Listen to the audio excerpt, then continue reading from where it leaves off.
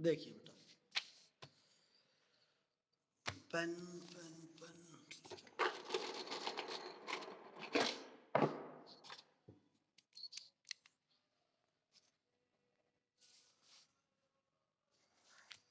देखिए बेटा, सबसे पहली प्रॉपर्टी क्या है, वो ये कहता है, देखो एक मैट्रिक्स ए है, सपोज छोटी मैट्रिक्स का एग्जांपल लेके देता हूँ, 1 2 3 1, कोई भी छोटी सी मैट्रिक्स है बेटा, इसका डेटर्मिनेंट निकालिए, क्योंकि डेटर्मिनेंट का सवाल है तो डेटर्मिनेंट पे प्रॉपर्टी है, 6 की 6 प्रॉपर्टी डेटर्मिनेंट के बारे में बताएंगे। डेटर्मिनेंट ऑफ ए निकाला तो आपने क्या ऑब्जर्व किया, आपने देखा कि डेटर्मिनेंट ऑफ ए क्या आएगा, 1 -6 -5 आया बेटा, 1 -6 -5 आया, ठीक है।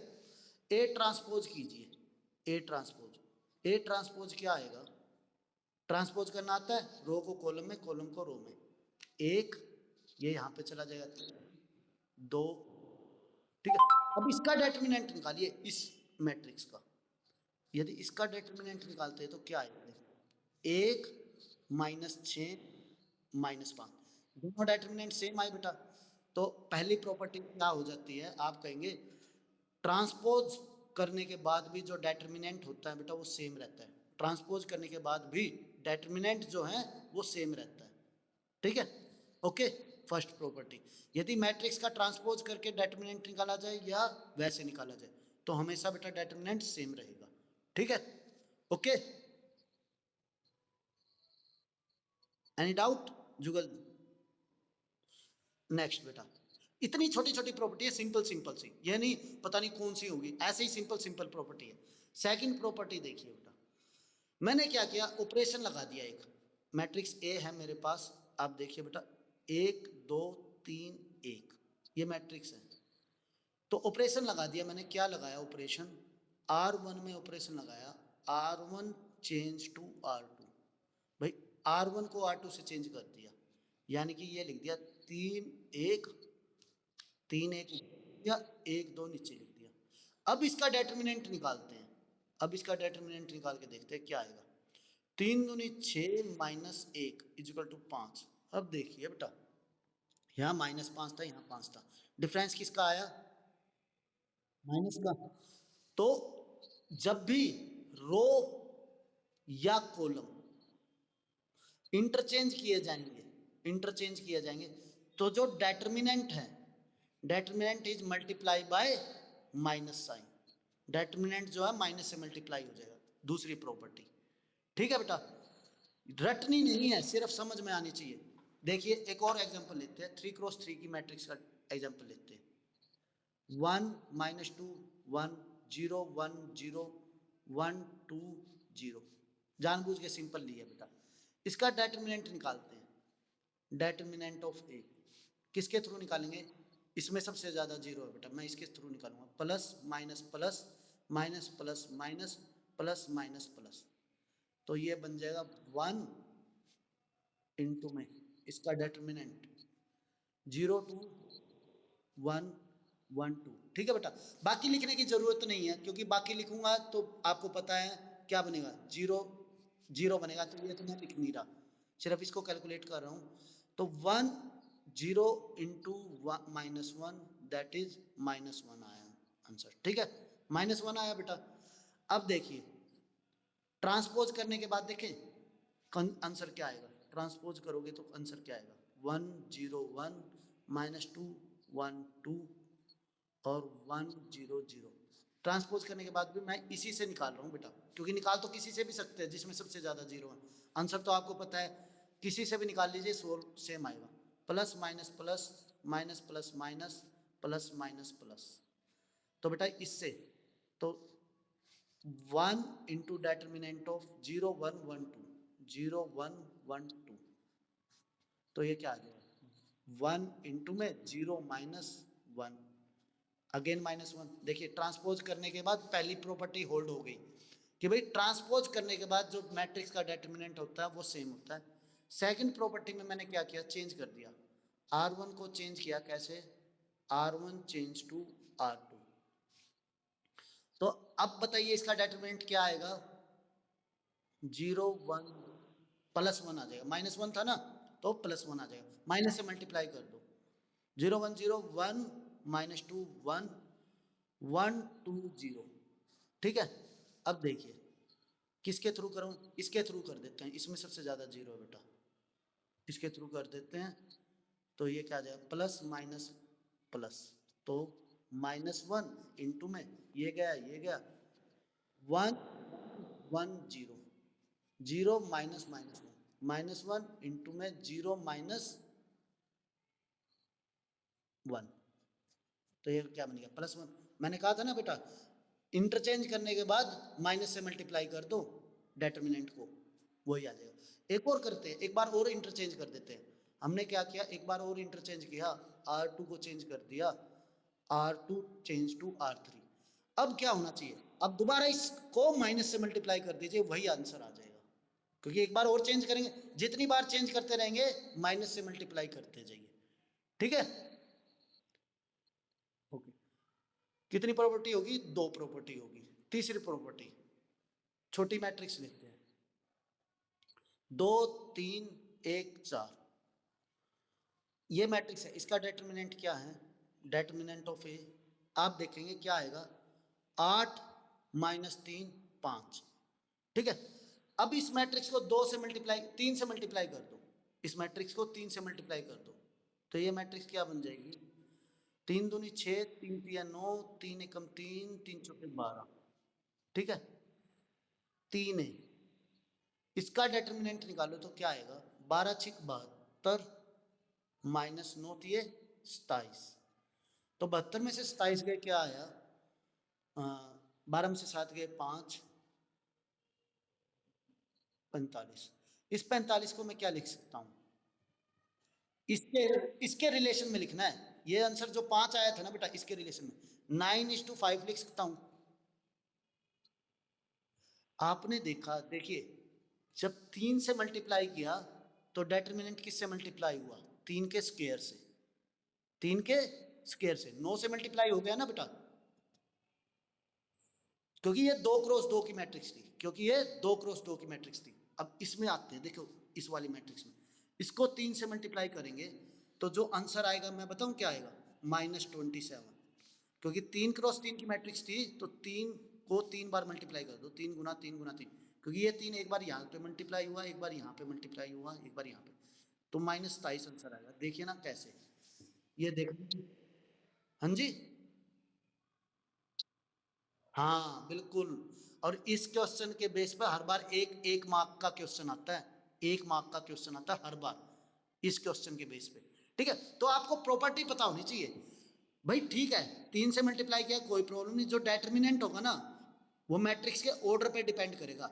मैट्रिक्स का ऑर्डर 3 गुना 3 है, तो जो ये नंबर है उसको 3 गुना 3 कर दो। यदि 2 गुना 2 की मैट्रिक्स है तो 3 गुना 3 कर दो, बस। ये 9 से मल्टीप्लाई हो गया था, ये 27 से मल्टीप्लाई हो जाएगा, ठीक है। पावर कर दो, 3 की पावर 3 का ऑर्डर है, 3 की पावर 3 कर दिया, 2 का ऑर्डर है 3 की पावर 2 कर दिया, ओके। थर्ड प्रॉपर्टी पता लगी, कोई प्रॉब्लम, अच्छा। फोर्थ प्रॉपर्टी देखिए, ये बहुत आसान आसान है, इसके एग्जांपल भी दिए हुए हैं आपके इसमें बुक में, आप देखोगे ना ये गिवन है बेटा। और ये नहीं कि ऐसे ही याद करना है पैटर्न में, कैसे याद कर लीजिए, मतलब समझ में आनी चाहिए बेटा, कैसे भी याद कर लीजिए, कोई प्रॉब्लम नहीं है। देखिए पहली है, value of the determinant remains unchanged if row and column are interchange, मतलब यदि ट्रांसपोज किया जाएगा ना तो वैल्यू ऑफ डेटर्मिनेंट अनचेंज होती है बेटा, जो सबसे पहली प्रॉपर्टी बताई थी आपको। Second property, if any two rows of determinant are interchange of determinant change by minus sign, ठीक है। जो हमने दूसरी प्रॉपर्टी बताई थी, रो या कॉलम को चेंज कर दीजिए तो जो डेटर्मिनेंट की वैल्यू है वो माइनस से मल्टीप्लाई हो जाएगी, ठीक है। ये वेरीफाई दे रखा है बेटा, वेरीफाई भी दे रखा है इसमें कि भाई सिर्फ एग्जांपल दे के दे रखा है। Third, if any two rows of a determinant are identical, अब देखिए बेटा, जो थर्ड तो हम कर चुके हैं वो वाली। फोर्थ, सपोज बेटा 1 1 1 2 -1 3 1 1 1। इसका डेटरमिनेंट बताऊं क्या आएगा बेटा? इसका डेटरमिनेंट आएगा 0। इसका डेटरमिनेंट आएगा 0। सर आपको कैसे पता लगा? यदि दो रो, जैसे देखिए बेटा 1 1 1 और 1 1 1, दो रो सेम है, दो रो सेम है, तो उसका डेटरमिनेंट 0 आएगा। इसी प्रकार यदि ये मैट्रिक्स होती 1 1 1 -1 0 2 -1 1, सॉरी मैंने क्या कर दिया, अरे 1 2 3 -1 2 3 2 4 6, इस डेटरमिनेंट की वैल्यू भी 0 आएगी। अब आप कहोगे कैसे सर, ना ही तो ये आइडेंटिकल है और ना ही ऐसे कोई आइडेंटिकल है, क्योंकि ये 1 और -1 है, तो ये तो आइडेंटिकल नहीं है। 2 2 ठीक है, 3 3 ठीक है, बट 1 और -1 बहुत ज़्यादा डिफरेंस है बेटा। लेकिन आपने कैसे बताया सर ये डेटरमिनेंट की वैल्यू 0 आएगी? बेटा देखिए यहाँ से दो कॉमन आ सकता है, 2 4 6 ले सकते हो आप, दो कॉमन लिया आपने, 1 2 3 -1 2 3 और 1 2 3, ठीक है। अब इस डेटरमिनेंट की वैल्यू क्या आएगी? दो कॉलम आइडेंटिकल हो गए, ठीक है। इस डेटरमिनेंट की वैल्यू 0 आएगी, 2 × 0 0, ठीक है। यानी कि दो रो या दो कॉलम आइडेंटिकल हुए तो उनका डेटरमिनेंट हमेशा 0 आएगा।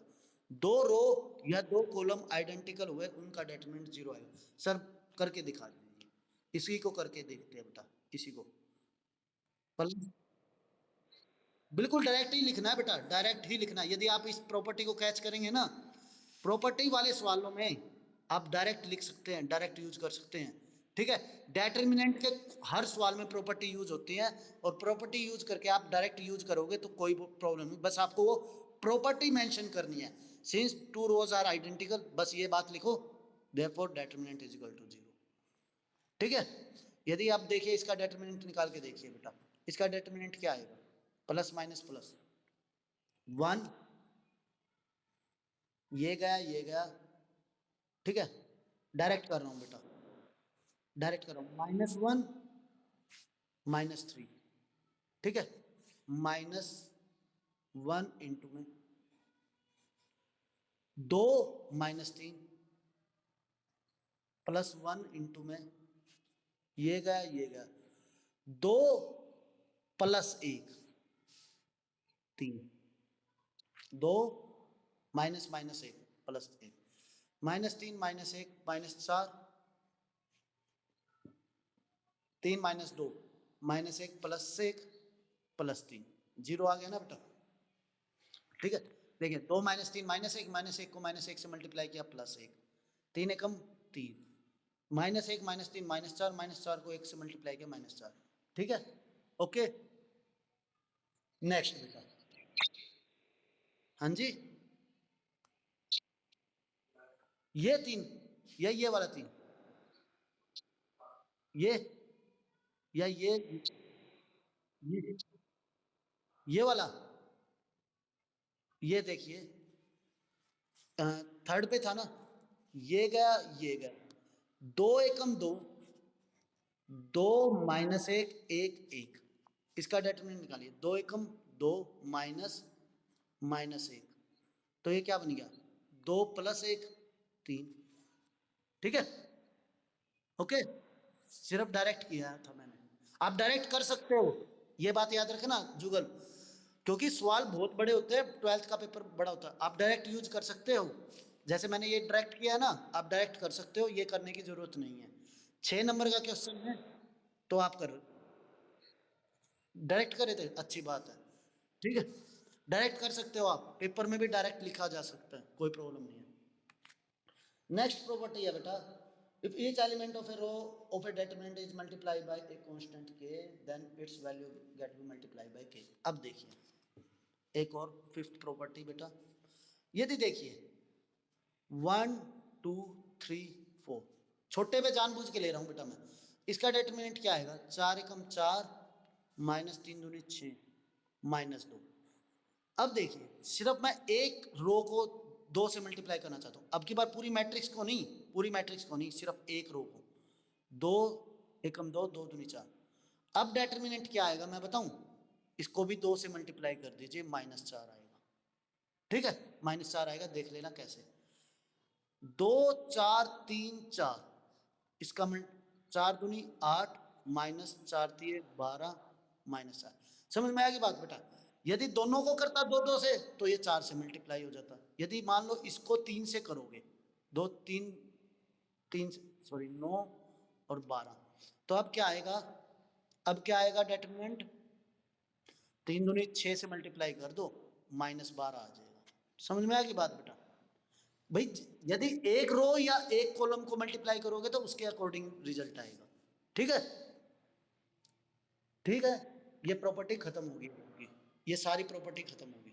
ठीक है, एक और property, sorry one more property है, एक और प्रॉपर्टी है, लास्ट प्रॉपर्टी। अभी रिवाइज भी करवाएंगे सारी की सारी प्रॉपर्टी, याद नहीं करनी, समझ में आनी चाहिए, पता होना चाहिए, बस याद नहीं करनी।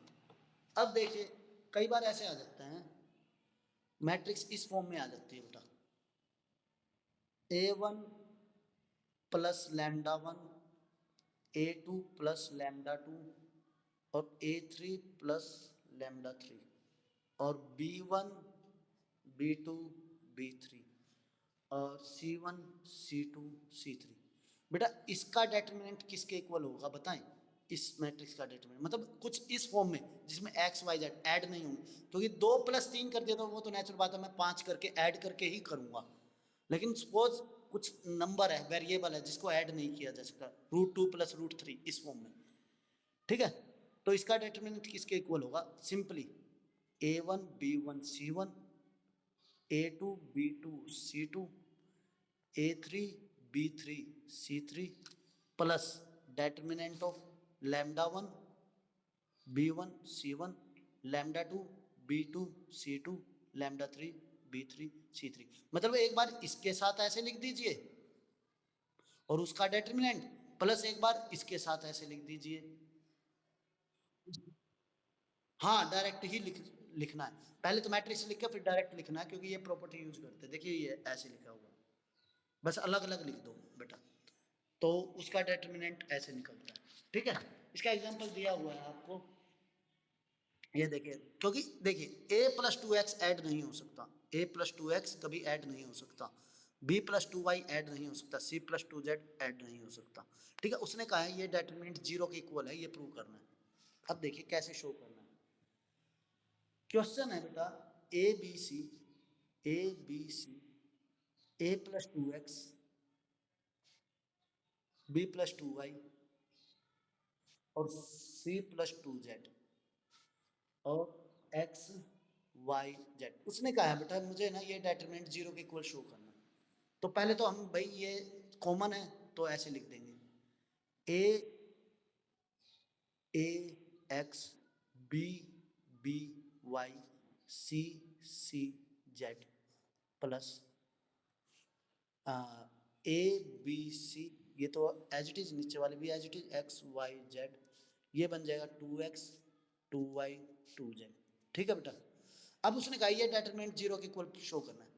ए बी सी दो रो आइडेंटिकल है, तो इसका डेटर्मिनेंट की वैल्यू तो 0 प्लस, बेटा यहाँ से 2 कॉमन ले लें, यहाँ से 2 कॉमन, यदि आप 2 कॉमन ले लेंगे तो ये क्या रह गया, एक्स वाई जेड और एक्स वाई जेड, ये दोनों भी रो आइडेंटिकल हो गई, ये दोनों रो आइडेंटिकल होगी, तो इसका डेटर्मिनेंट क्या आएगा, 2 × 0, तो ये क्या बन जाएगा 0 + 0 0। ऐसे ही शो करना है, सोल्व करके नहीं करना, सोल्व करके करोगे तो भी 0 ही आएगा, लेकिन हमारा सवाल लेंथी है, हमारे पास प्रॉपर्टी है, हम उनको यूज करेंगे। ठीक है, ओके। अब देखिए आगे एक और चीज करते हैं हम इसी चीज में, ऐसे नहीं करना बेटा, सपोज ऐसे है question, a + x b c, e b + x d, e f c + x, कुछ भी लिख दीजिए बेटा, इसको ऐसे नहीं लिख सकते, इसको ऐसे नहीं लिख सकते, ये बात याद रखना कि भाई इसको ऐसे लिख दो, a c e b b f c d c plus x c e, ये नहीं लिखा जा सकता बेटा, क्योंकि ये ऐसे हैं। ठीक है, कब लिखा जा सकता है, सेम उसमें हो, या तो सेम रो में हो या सेम कॉलम में हो। ठीक है बेटा, तो लिखा जा सकता है, इंटरचेंज हुए तो नहीं लिखा जा सकता, एक ही जगह पे होंगे ना तो लिखा जा सकता है ऐसे, ठीक है, अदरवाइज ऐसे नहीं लिखा जा सकता। अब देखिए हमने 5 प्रॉपर्टी कौन कौन सी की है, सिंपल सिंपल। सबसे पहले भाई ए और ए ट्रांसपोज डेटर्मिनेंट जो है सेम है, ठीक है। सेकंड प्रॉपर्टी, सेकंड प्रॉपर्टी में क्या किया था हमने, यदि किस, बिल्कुल बिल्कुल बिल्कुल, यदि row R1 change to R1 ten to R2, तो जो डेटर्मिनेंट ए है वो माइनस डेटर्मिनेंट ऑफ ए हो जाएगा। थर्ड क्या किया था हमने, हमने क्या किया था, यदि एक मैट्रिक्स को 3 से मल्टीप्लाई कर दिया जाए, ठीक है, तो उसके डेटर्मिनेंट पे क्या इफेक्ट पड़ेगा आपको पता है, यदि ये 3 क्रॉस 3 की है तो आप कहोगे 3 की पावर 3 डेटर्मिनेंट ऑफ ए, ठीक है, ओके, ये किया था। फोर्थ क्या की थी हमने प्रॉपर्टी, यदि एक एक लाइन को, एक लाइन को 2 से मल्टीप्लाई किया जाए डेटर्मिनेंट ऑफ ए, तो वो 2 इंटू डेटर्मिनेंट ऑफ ए बन जाएगा। एक लाइन को जैसे इसको 2 से मल्टीप्लाई किया जाएगा, पता है ना, वो पूछेगा नहीं, इतना नहीं पूछेगा कि भाई ये 2 से मल्टीप्लाई किया जाए तो डेटर्मिनेंट पे क्या इफेक्ट पड़ेगा, डेटर्मिनेंट पे भाई 2 मल्टीप्लाई डेटर्मिनेंट हो जाएगा, ठीक है। और पांचवी प्रॉपर्टी तो ये है ही। और एक प्रॉपर्टी क्या, आइडेंटिकल, छठी प्रॉपर्टी, आइडेंटिकल हुई तो क्या होगा, जीरो हो जाएगा, ठीक है। बस ये 6 प्रॉपर्टी मुश्किल नहीं है, इजीली है, इजी है बेटा। अब देखिए, अब देखिए बेटा ये सवाल कैसे आएंगे, without expanding prove that this is equal to zero.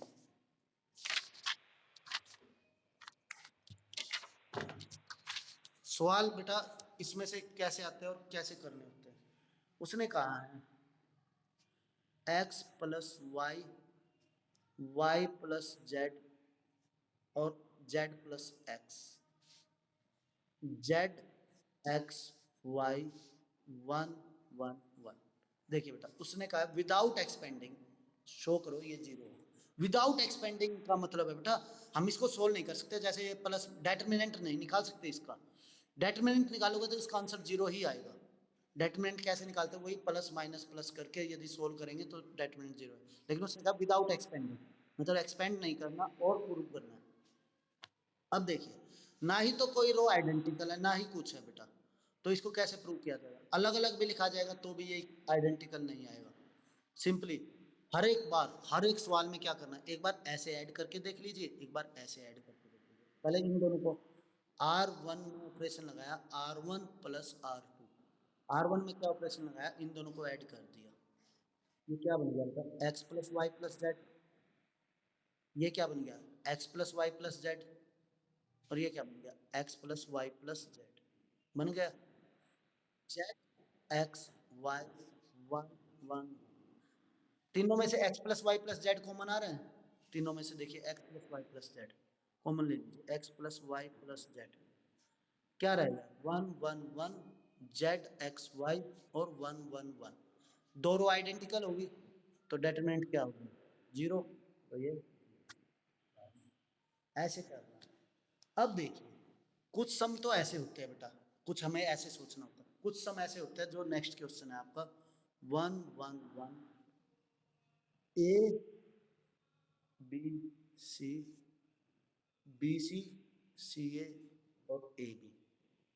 इस क्वेश्चन देखिए इन दोनों क्वेश्चनों में क्या डिफरेंस है, इस क्वेश्चन में क्या रखा है, इवेलुएट, इवेलुएट, इसमें इसने और कुछ नहीं बता रखा बेटा, इसमें इसने कहा है इवेलुएट करना है हमें, इवेलुएट मतलब सोल्व करना है।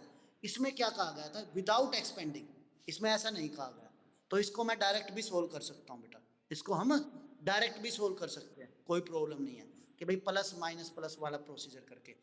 लेकिन इन सवालों को आसान कैसे किया जाएगा भाई, इसकी कैलकुलेशन आसान कैसे बनानी है बेटा, 3 1 दिख जाए ना तो ये सोच लेना आप विनर हो, आप विनर हो, 3 1 दिख रहे हैं, ठीक है, तो सोल्व तो मैं ऐसे ही करूंगा प्लस माइनस प्लस, ऐसे सोल्व करूंगा, लेकिन इसको थोड़ा और आसान कर दे तो कैसे करे करा जाएगा, इसको जीरो बना दो, इसको जीरो बना दो, कैसे जीरो बनाएगा, R2 को कैसे जीरो बनाया जा सकता है, इन दोनों को सब्ट्रैक्ट कर दो, R2 माइनस, बिल्कुल बिल्कुल शाबाश।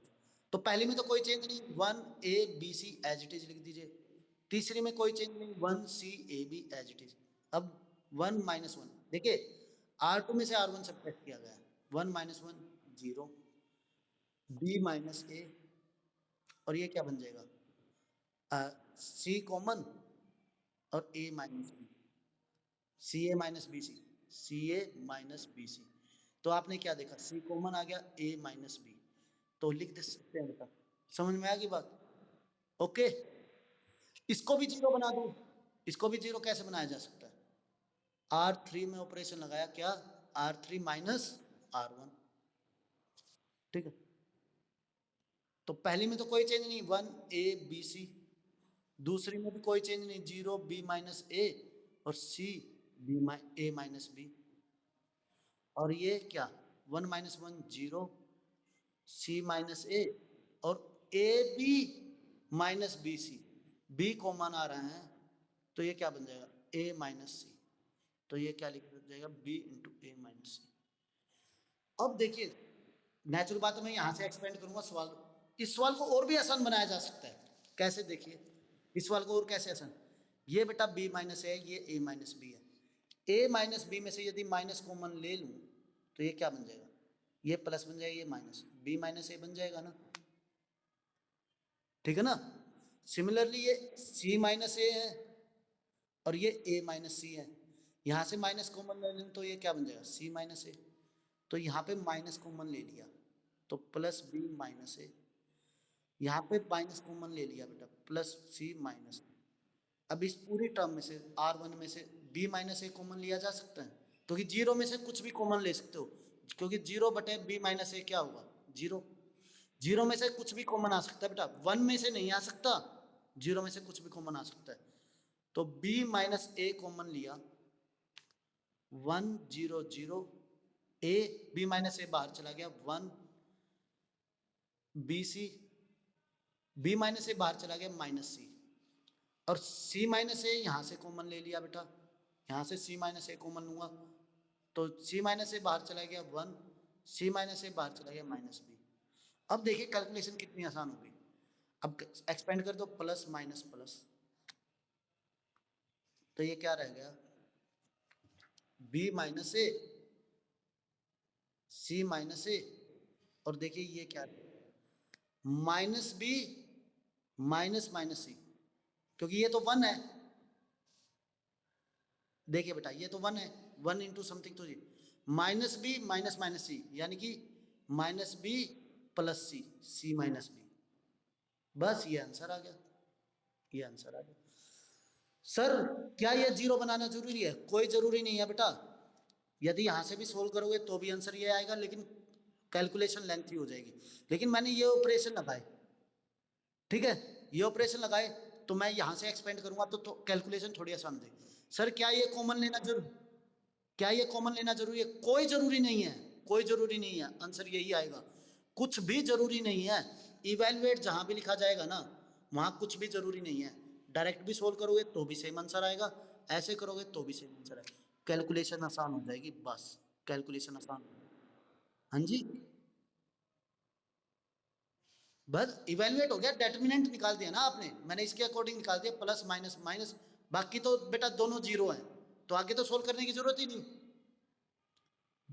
ठीक है ना, मैंने इसके अकॉर्डिंग एक्सपेंड किया है, बाकी दोनों तो जीरो है, तो ये दोनों तो सोल्व करने की जरूरत नहीं है। ये सोल्व किया, B - A C - A common था, ये सोल्व किया तो क्या आया था, C - B, ठीक है। कंफ्यूज है, कंफ्यूज है, एक और सवाल करते हैं, देखना सारी कंफ्यूजन दूर हो जाएगी। ये समझ में नहीं आया तो दोबारा बता देते हैं। अभी देखते हैं, अरे अभी करवाते हैं, चिंता मत कीजिए, अभी करवाते हैं, एक और सवाल करते हैं। ये देखिए इसी टाइप का, अब की बार सवाल है थोड़ा अच्छे से क्लियर हो जाएगा। 1 1 1, एक्चुअली मैंने थोड़ा शॉर्ट फॉर्म में कर दिया था वो सवाल, A B C और है हमारा A³ B³ और C³। अब देखिए बेटा, देखिए इसमें भी 3 1 है ना, इवेलुएट लिख रखा है बेटा, इवेलुएट क्या प्रूव करना है, that is A - B B - C और सी माइनस ए प्लस बी प्लस सी। ये तो छोटा बेटा, ये प्रूव करना है, हो जाएगा प्रूव। कैसे करना है ये देखिए, 3 1 शो हो रहे हैं, 3 1 का मतलब 2 0 बनानी है बेटा। 2 0 कैसे बनाएंगे? अब की बार ये रो में नहीं है, रो में नहीं है, कॉलम में है, तो कैसे लिखोगे? सी, इसको 0 बनाना है बेटा, इसको 0 बनाना है। आप लिख दोगे C2 माइनस, C2 में ऑपरेशन लगाया C2 माइनस C1, और C3 में ऑपरेशन लगाया बेटा क्या, C3 माइनस C1। समझ में आ रहा है जुगल? तो पहले पहले कॉलम में तो कोई चेंज नहीं, 1 a cube, 1 minus 1 0, b minus a, और ये क्या बन जाएगा, b cube minus a cube, 1 minus 1 0, c minus a, और c cube minus a cube. यहां तक कोई प्रॉब्लम या कंफ्यूजन है? ठीक है ना, यहां तक कोई प्रॉब्लम बेटा? ओके। अब देखिए नेचुरल बात है, एक्सपेंड तो मैं ऐसे करूंगा, एक्सपेंड तो ऐसे मैं करूंगा, लेकिन थोड़ी और चीजें कॉमन ले ली जाए तो सवाल आसान हो जाएगा बेटा।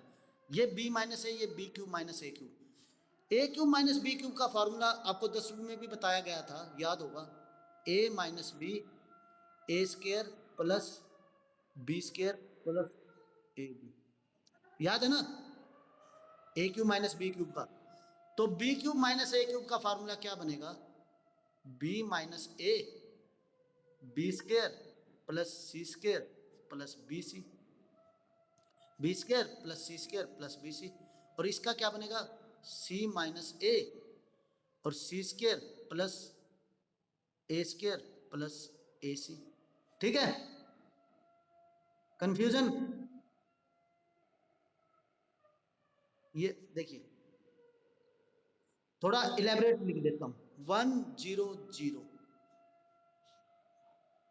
1 0 0 a as it is, b minus a c minus a cube as it is, b cube minus a cube को क्या फार्मूला लिख सकता हूं, देखिए a cube minus b cube का फार्मूला था a minus b a square plus b square plus a b, तो b cube minus a cube को क्या लिख सकता हूं, b minus a b square plus c square plus b सी। कौन सा?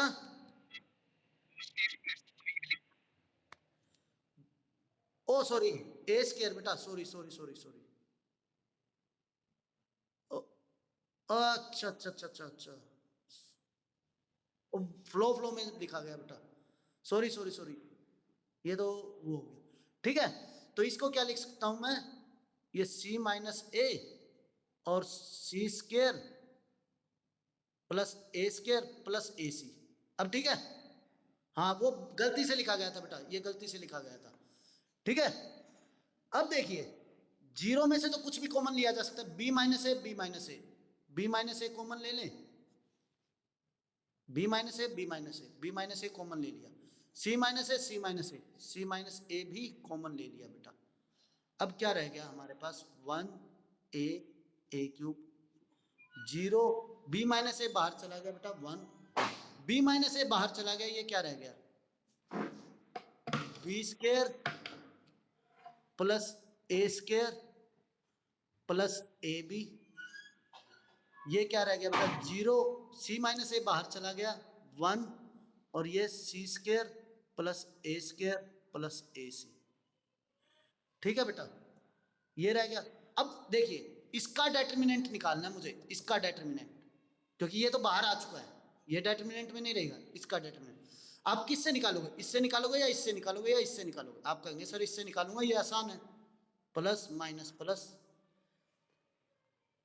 b minus a as it is, c minus a as it is, determinant of 1 into में 1, 1 है तो 1 इंटू में बेटा 1 1 b square plus a square plus a b और c square plus a square plus a c, यही होगा। अभी तो डेटर्मिनेंट की फॉर्म में लिखा है। ठीक है, ये गया बेटा, ये गया, 1 1 1 1, b square plus a B c square plus a square plus a c. अब ये तो एज इट इज बाहर वाली टर्म, इसका डिटरमिनेंट, दिस मल्टीप्लाई दिस, इसको इससे मल्टीप्लाई करेंगे तो क्या आएगा, यही सी स्क्र प्लस ए सी, क्योंकि 1 से किसी भी नंबर को मल्टीप्लाई कीजिए यही नंबर आएगा बेटा। माइनस इसको मल्टीप्लाई कीजिए, b square a b, plus का साइन आएगा बेटा, ठीक है। अब देखिए ये हमारा डिटरमिनेंट आ गया पूरा, ये बाहर माइनस है तो अंदर क्या होगा, minus b square minus A square minus A square plus a square minus A square cancel out, क्या रह गया बेटा। अभी देखिए थोड़ा यहाँ पे लिख रहा हूं बेटा, बाहर वाली टर्म तो है c square plus a c minus b square minus a B, c square minus b square plus a c minus a b plus a c minus a b लिख सकता हूं बेटा, ठीक है। बाहर वाली टर्म अभी भी as it is, c square minus b square को क्या लिख सकते हैं, a square minus b square, c minus b c plus b, a minus b a plus b, plus यहां से कॉमन क्या आ रहा है बेटा, ए सी माइनस बी, ठीक है। दोनों में से क्या कॉमन आ रहा है, सी माइनस बी, सी माइनस बी ये रहा, सी माइनस बी ये रहा, सी माइनस बी भी कॉमन ले लीजिए, तो अंदर क्या रह गया था, बाहर क्या था, B minus a c minus ए,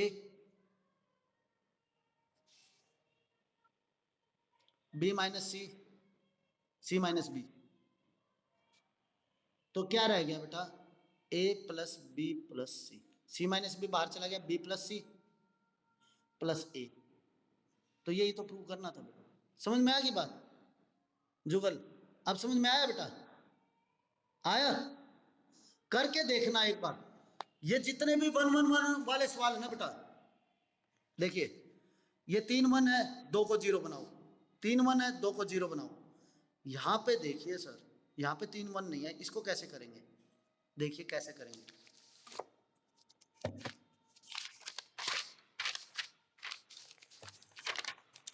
ये 2 या 3 दिन में एक्सरसाइज कंप्लीट होगी, क्योंकि इसमें से एक सवाल पक्का आएगा बेटा। ये सवाल है मेरा x y z, x square y square z square y z z x x y, इन सवालों को कैसे किया जाएगा। देखिए बेटा कुछ आइडेंटिकल से सा शो हो रहा है मुझे, क्या शो हो रहा है, यहाँ पे x की कमी है, यहाँ पे y की कमी है, यहाँ पे z की कमी है, यदि यहाँ पे x पूरा हो जाए, यहाँ y पूरा हो जाए, यहाँ z पूरा हो जाए, तो इस पूरे में से x y z कॉमन लिया जा सकता है, इस पूरे में से x y z कॉमन लिया जा सकता है, ठीक है। तो मैं क्या करूंगा भाई, इस टर्म को x से मल्टीप्लाई कर दो, इसमें x की कमी है, इसको x से मल्टीप्लाई करूंगा तो ये भी तो x से मल्टीप्लाई हुआ और ये भी x से मल्टीप्लाई हुआ, ये पूरी रो x से मल्टीप्लाई होगी, इसको इसमें किसकी कमी है, y की, y से मल्टीप्लाई करूंगा तो ये भी y से मल्टीप्लाई होगा, ये भी y से मल्टीप्लाई होगा, इसमें z की कमी है, ये भी z से मल्टीप्लाई होगा, ये भी z से मल्टीप्लाई होगा, ये भी z से। अब देखिए बेटा यदि कोई नंबर किसी भी इक्वेशन में मल्टीप्लाई किया जाता है वो नंबर डिवाइड भी तो किया जाएगा, यहाँ पे x मल्टीप्लाई किया तो 1/x, y मल्टीप्लाई किया तो 1/y और z मल्टीप्लाई किया तो 1/z, ठीक है। अब देखिए एक्स वाई जेड कॉमन आ रहा है, एक्स वाई जेड कॉमन ले लीजिए, x y z by x y z, ये क्या रहेगा, x square y square z square x cube y cube z cube और 1 1 1। अब देखिए 3 1 बन गए, 2 को 0 बनाओ, सोल्व करो, 3 1 बनते यू आर द चैंपियन, आप चैंपियन बन जाएंगे बेटा, 3 1 बनते ही सवाल सोल्व है, 3 1 2 0, हाँ जी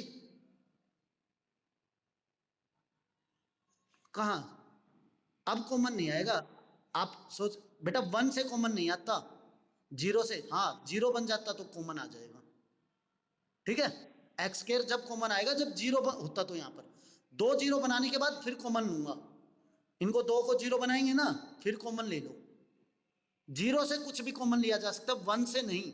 1 से यदि 5 कॉमन लोगे तो 1/5 बन जाता है। एक्स स्क्वायर कॉमन लोगे तो 1/x स्क्वायर बन जाएगा। फिर हमारा 0 बनाने का फायदा ही नहीं, 1 बनाने का।